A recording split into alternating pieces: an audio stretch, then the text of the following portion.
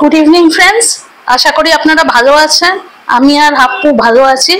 আমি 2-3 দিন ব্লগ দিতে পারিনি, কারণ আমার শরীরটা খুব একটা ভালো ছিল না। ওই একটু জ্বর জ্বর হয়েছিল। তা এখন ভালো আছি ওষুধ টষুধ খাওয়ার পরে।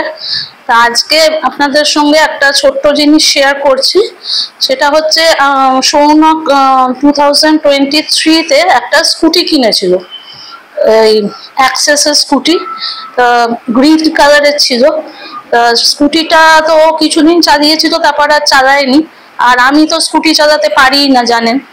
তা ওটা আমাদের পার্কিং লটেই ছিল। তারপর ওখান থেকে যখন শিলিগুড়ি থেকে যখন কলকাতায় আসি, ওইটা নিয়ে আসা হয় এবং ওটা ইএমআইতে চলছিল। এবং ইএমআই গুলো সৌনক মারা যাওয়ার পরে, শুধু না, সৌনক যখন অসুস্থ হয়ে যায় সেই সময় থেকে ইএমআই গুলো আর দেওয়া হচ্ছিল না। তাই জন্য যেহেতু আমার নামে কেনা হয়েছিল, আমাকে বারবার ওরা ফোন করছিল, যে ফিনান্স কোম্পানি থেকে কেনা হয়েছিল, বারবার ফোন করছিল এবং একটা লিগাল নোটিশ ছাড়ার জন্য বলছিল যে আমরা লিগাল নোটিশ ছাড়বো আপনার নামে। তা সেই জন্য আমি তখন অনেক ইয়ে করে কথা টথা বলে এই শনিবার ওরা গাড়িটা মানে অ্যাক্সেস স্কুটিটা সারেন্ডার করে দিয়েছি।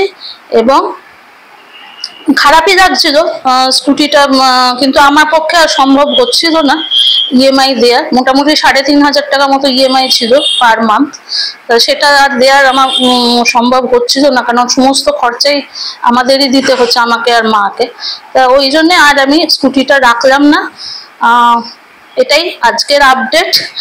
এরপরে একটা ভালো কিছু নিয়ে আবার আসবো, আর স্কুটিটা কিরম ছিল আপনাদের সঙ্গে ছবিটা শেয়ার করছি।